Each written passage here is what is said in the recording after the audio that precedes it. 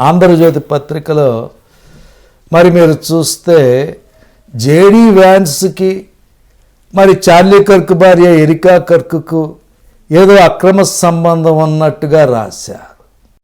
అవి చాలా ఘోరమైన అబద్ధాలు అని మనం గ్రహించాలి. జేడీ వ్యాన్స్ ఆయన భార్య ఉషా వ్యాన్స్ ఎంతో ఆనందకరమైన జీవితాన్ని జీవిస్తూ ఉన్నారు అని వాళ్ళ మాటలు వింటే, వాళ్ళ ఇంటర్వ్యూలు వింటే మనకు స్పష్టంగా తెలుస్తూ ఉంది. జేడీ వ్యాన్స్ ఆయన భార్య ఇద్దరు కలుసుకున్నప్పుడు వాళ్ళు క్రైస్తవులు కాదు. వారు పెళ్లి చేసుకున్నప్పుడు వారు నాస్తికులు. అయితే కాలక్రమేణా జేడీ వ్యాన్స్ క్రైస్తవుడిగా మారటం జరిగింది. యేసు ప్రభుని తెలుసుకోవటం జరిగింది. తెలుసుకున్న తర్వాత నా భార్య కూడా తెలుసుకుంటే మంచిది అన్నటువంటి ఆకాంక్షను ఆయన వెలుగుపుచ్చాడు.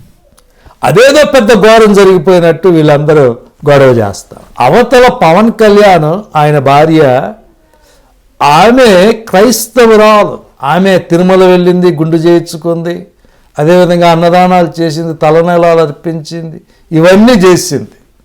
అప్పుడు వీళ్ళందరూ కాముగానే ఉన్నారు. అంటే ఒక క్రైస్తవురాలని మీరు పెళ్లి చేసుకొని మీ వైపు మీ చుట్టూరు తిప్పుకుంటే తప్పులేదు. ఒక క్రైస్తవుడు నా భార్య యేసు ప్రభుని నమ్ముకుంటే మంచిది అంటే మాత్రం మీరందరూ గొడవ చేస్తున్నారు. క్యారెక్టర్ మీద కూడా దాడి చేస్తారు. ఎందుకు? ఒక చిన్న మాట అన్నాడు. కాబట్టి వీరు ఎంత మతోన్మాదంతో నిండిపోయారో మనకు కనిపిస్తుంది. ఆంధ్రజ్యోతి ఎంత నీచమైనటువంటి బుద్ధి వారికి ఉంది అన్నది ఈ యొక్క వార్తలో మనం చూస్తూ ఉన్నాం.